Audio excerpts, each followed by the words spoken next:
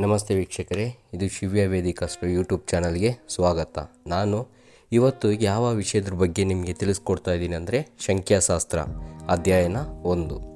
ಈಗ ಒಂದೊಂದು ದಿನಾಂಕದಲ್ಲಿ ಜನಿಸಿದವರ ಬಗ್ಗೆ ನಿಮಗೆ ವಿಶ್ಲೇಷಣವಾಗಿ ತಿಳಿಸ್ಕೊಡ್ತಾ ಇದ್ದೀನಿ.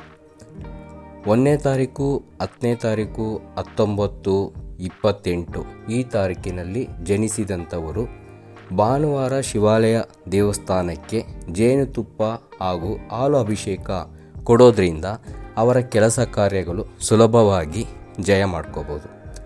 ಅದೇ ರೀತಿ ಗೋಪೂಜೆ ಇವರಿಗೆ ತುಂಬ ವಿಶೇಷವಾಗಿರುತ್ತೆ.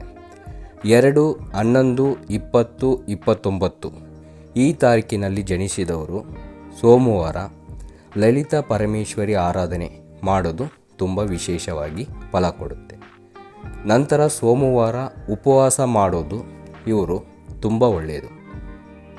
ಈಗ 3, 12, 21, 30 ಈ ಸಂಖ್ಯೆಯಲ್ಲಿ ಜನಿಸಿದವರ ಬಗ್ಗೆ ಗುರುವಾರ ದಕ್ಷಿಣಾಮೂರ್ತಿ ಶ್ರೀ ರಾಮಚಂದ್ರನಿಗೆ ಪೂಜೆ ಆರಾಧನೆ ಮಾಡೋದು ತುಂಬ ವಿಶೇಷವಾದ ಫಲ ಕೊಡುತ್ತೆ.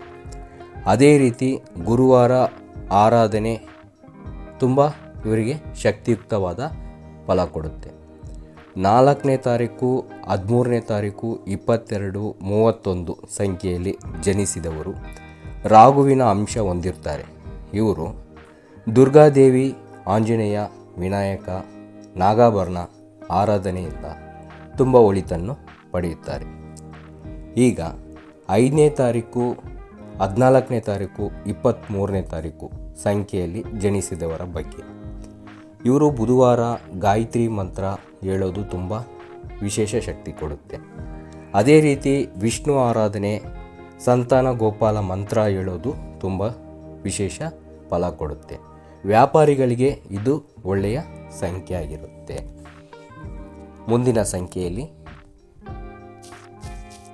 ವಿಶ್ಲೇಷಣವಾಗಿ ನಿಮಗೆ ತಿಳಿಸ್ಕೊಡ್ತೀನಿ. ನಮಸ್ತೆ.